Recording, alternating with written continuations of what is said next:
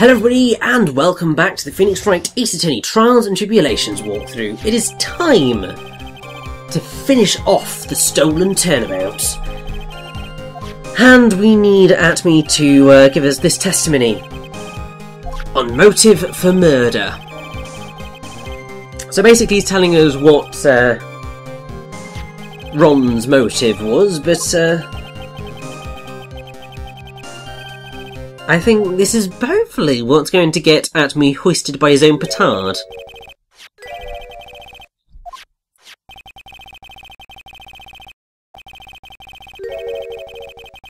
Okay, so Mr. Bullard was the one who wrote that blackmail letter. But as Ron said, it was different to all the other blackmail letters because it told him to go to a specific location. And obviously asked for money. Whereas all the previous ones just told him to go and steal this and take that. So I think that there's something very suspicious here. And wait a minute. Objection! That red diamond? There's something very suspicious going on here. Why is he talking about a red diamond? Because Ron's never had a red diamond. In fact, I'm looking at something right now and I'm seeing red. I think you've just screwed yourself over at me, and this makes me feel very happy, actually.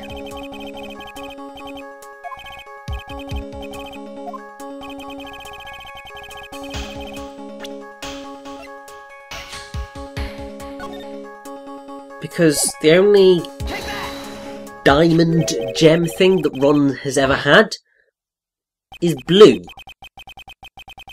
The tear of Emanon. So it's not a red diamond, it's a blue diamond.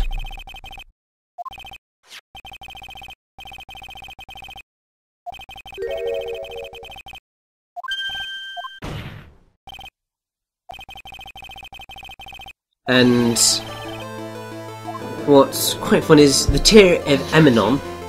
If you flip the word Emanon backwards, you get no name. So it's literally the tear of no name,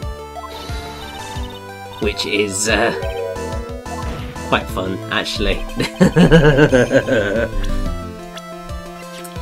It's always quite awesome when things like that happen. I mean, to be fair, it's kind of fitting, because it's a no-name gem. Well, very important, obviously, to somebody. But a gem is what's going to basically give Atme motive for murder. Because that blackmail letter was for him, not for Ron.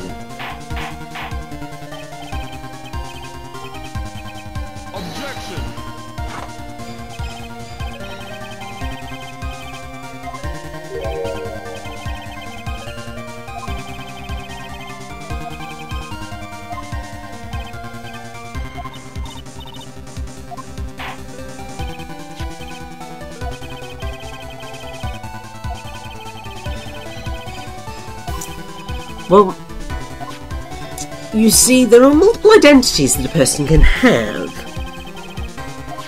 It doesn't necessarily mean his identity is masked a mask. He could have been anything, really. And actually, we know that the identity that he wanted to keep hidden was as a blackmailer. Because he's the one who knew that Ron was masked a mask, and after that first case, Ron started getting blackmail letters telling him what to steal and when, and Atme was an ace detective, and clearly he knew. So exactly. This basically means that he was a blackmailer all along, so Kane Bullard was blackmailing a blackmailer. Which is quite fitting, actually.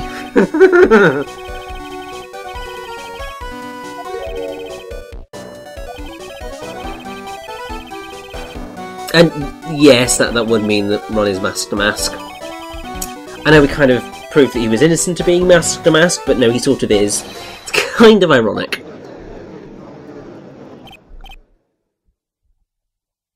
And, oh, how is he going to try and worm his way out of this one?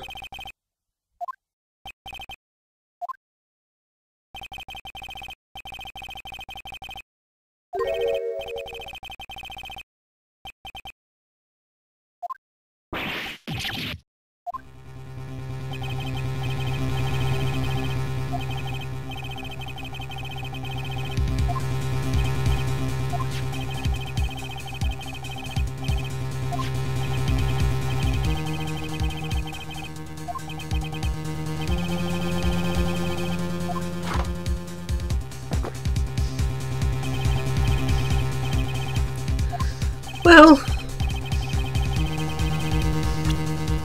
we have two bits of evidence that prove this. The main one is the newspaper clipping. And, obviously there is Ron's testimony.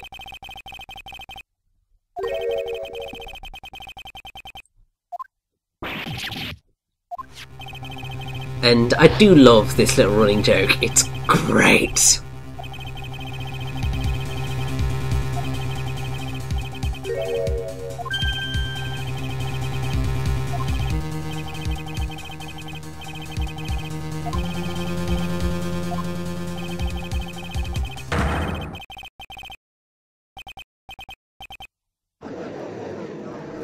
And now everyone talks.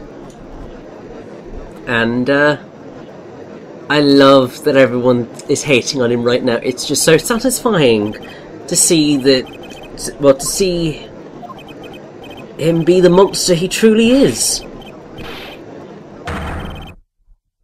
And he's absolutely lost it.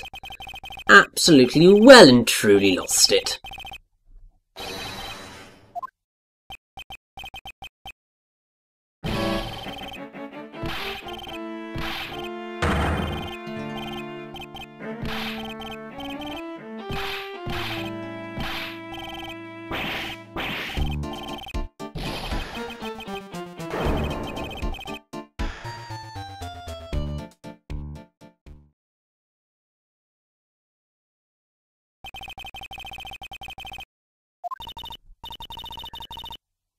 Whew, I feel relieved. And, oh my god. What now? I mean, to be fair, you could probably have seen this coming, considering the length of this part. We were so close! So very close.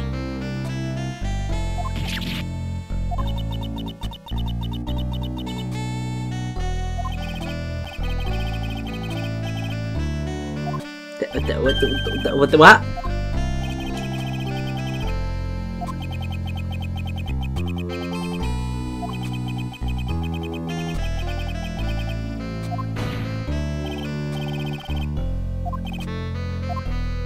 Oh, for God's sake, he's getting us on a technicality.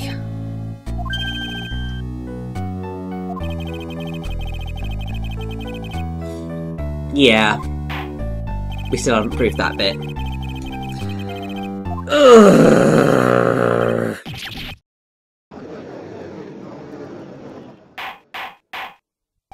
I mean, the thing is that the really frustrating thing is that it doesn't therefore prove that Rod is innocent. So we're going to have to think of something very quickly, but ultimately we cannot prove that Atomy was there on that night. We have no evidence to prove it. I mean, objection. There's a bit of conjecture if he's always wearing gloves, therefore if he'd pressed the buzzer he wouldn't have left fingerprints. But there's nothing else that really we can do.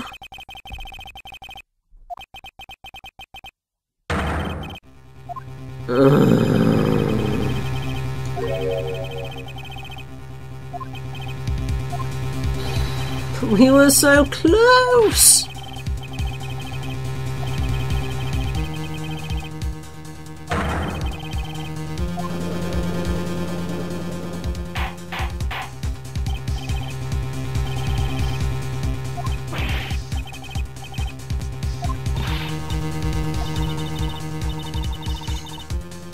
And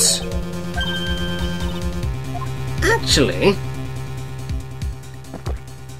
I don't know whether Acme might have just given us an out, but we'll see in a minute. But basically what they're describing now is double jeopardy, which is the whole principle of once someone has been found innocent of a crime, they cannot be retried for that crime.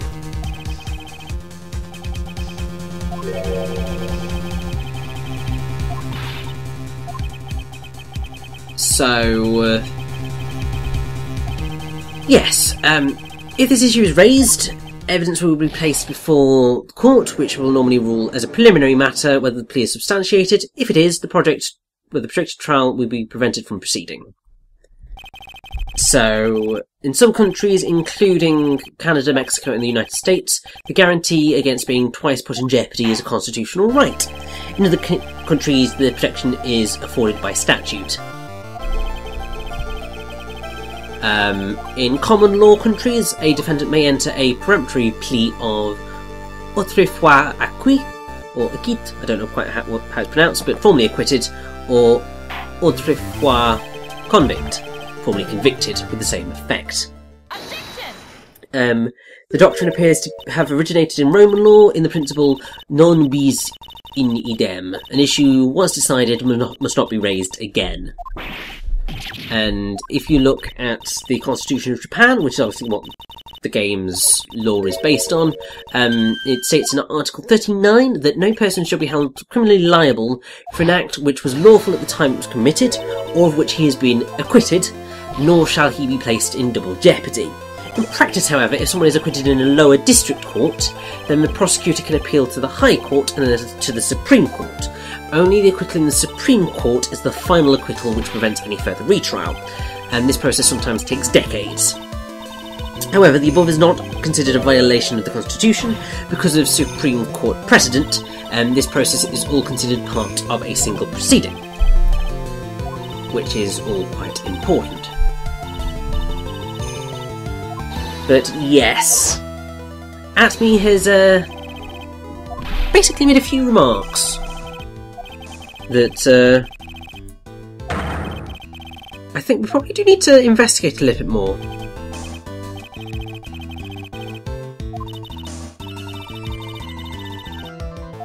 Because obviously Atme seems to think that Ron is the murderer.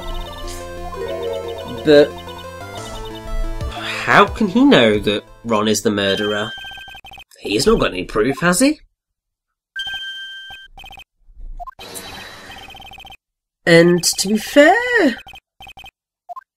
I feel the prosecution kind of does need to prove a little bit more that Ron is the murderer, because while they've proved that he has, well, he sort of had a motive, and he hid the body, and he was there, that actually proved that he killed him. There's nothing to prove that he did anything to Cain Bullard. We haven't had any sort of fingerprints, or we haven't actually had any autopsy, to be fair. So, we're running on testimony here.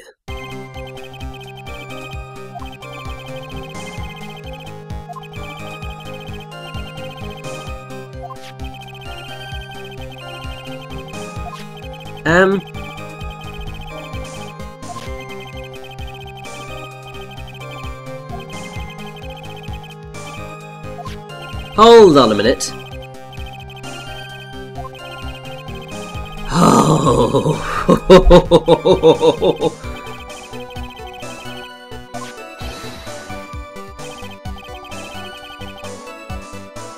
I think you've just put the nail in your own coffin, Atme. You are pretty much officially hoisted by your own petard.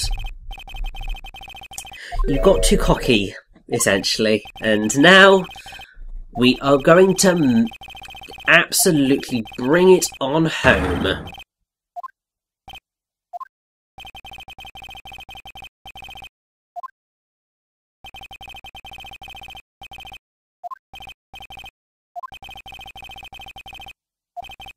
So we can only deal. We have one chance, basically. So we can only press the right statement. Because we don't always have to present evidence to point out a contradiction, we just need to press it. But I'm pretty sure that we can find something out. And you may be on your last cup, Goddo, but we're going to find this final contradiction. Well, it's a fake contradiction, but we're going to find it. Because you see, he basically has given it to us on a silver platter. Got to be careful, obviously. If you do cook this up, this is the end of the case. So, fine. Lie, but fine. Lie, but fine. Not really much, but fine. We sort of already knew about that, but fine.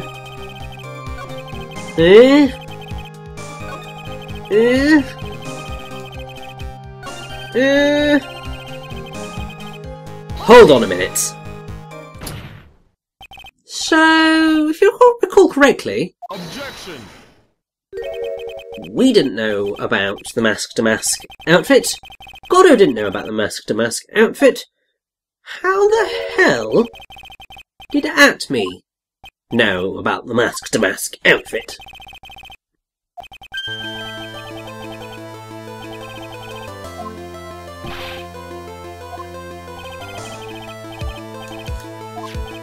Oh, this feels so satisfying. Every single time that we get to this point in the case where everything is just coming together to just reach its climax, it's just glorious.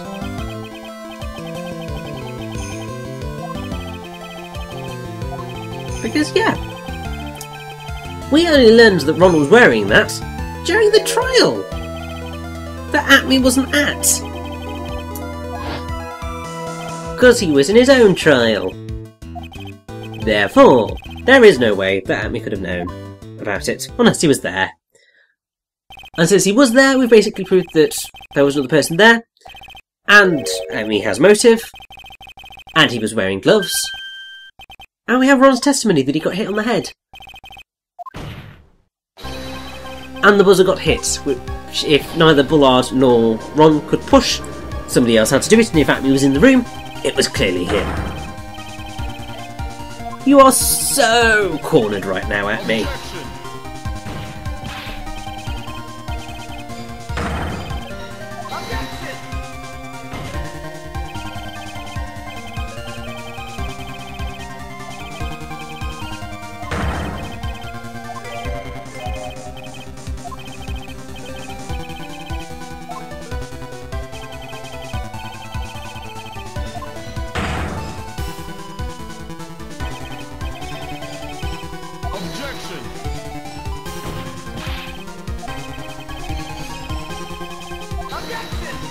Well, yes, but this is the thing that I think Goddo has forgotten.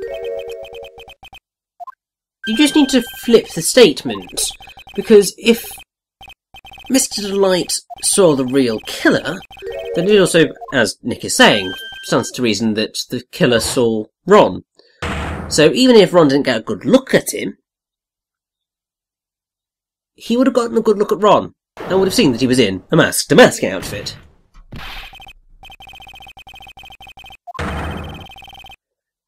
So, there we go. Case closed. And oh god, he's going super. Or turbo, or whatever the hell you want to go with.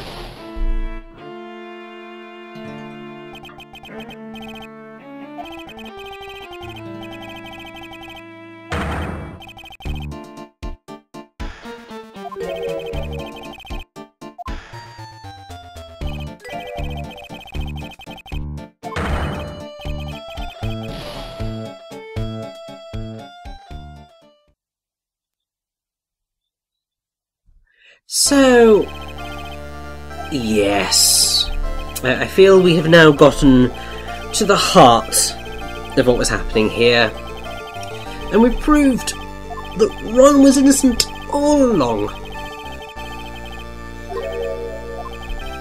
Although, actually, we've kind of just allowed Ron to get away with grand larceny.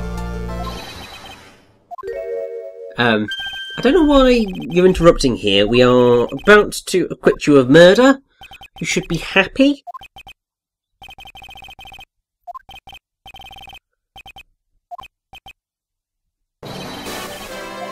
And yes, it basically means you're innocent right now. So technically Ron wasn't innocent in the last trial. I mean, he was, because he never stole the urn, and that's sort of what we were focusing on, but, yeah. Mask to Mask is indeed innocent right now.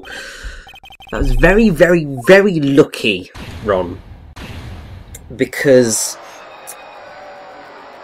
you could have gotten seriously done for that had we not allowed you to be found innocent the last time.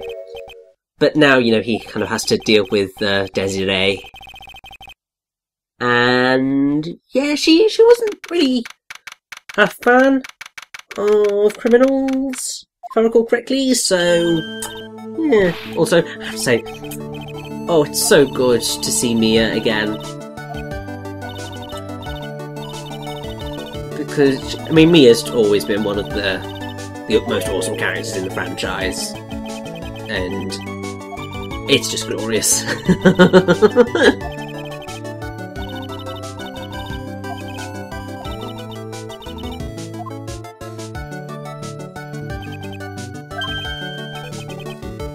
And just isn't it lovely that we've sorted this all out? I know we've kind of allowed a criminal to get away with a crime, but to be fair, he was doing it for love. I'm sure it's all fine.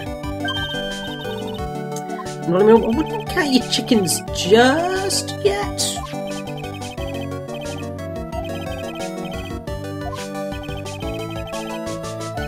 Because, I mean, first of all, I mean, she hates criminals. Maybe it'd be worth talking to her? Like, I feel that that's kind of an important thing to do before you say it's over. And actually, no, it's not true. Because we have evidence here. Just about. Because, you see, there's the sacred urn, which has been broken twice. And has been put back together both times. Everything can be fixed. Almost.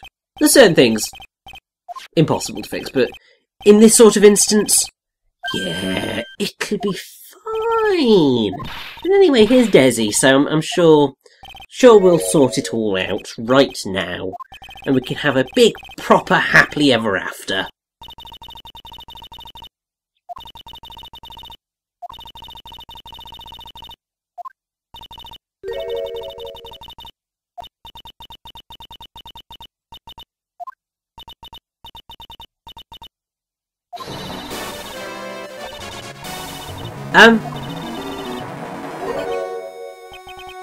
Interesting take on things.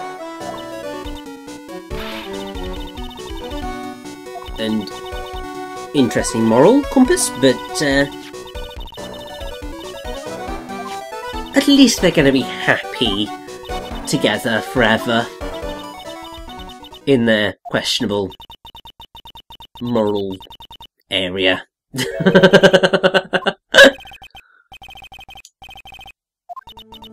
But yeah, I do quite like Ron and Desi because they've got quite a cute relationship, and it just makes me happy that it all works out in the end. And they better remember to pay us, like, because it's kind of important. And why does Pearl have to turn up now?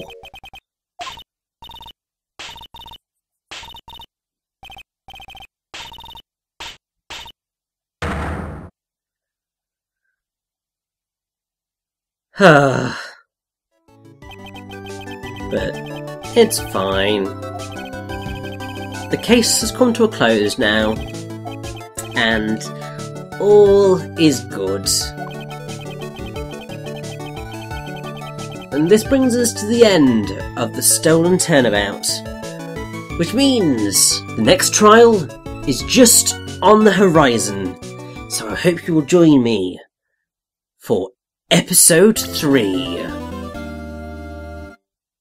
Recipe for Turnabout. Hee hee!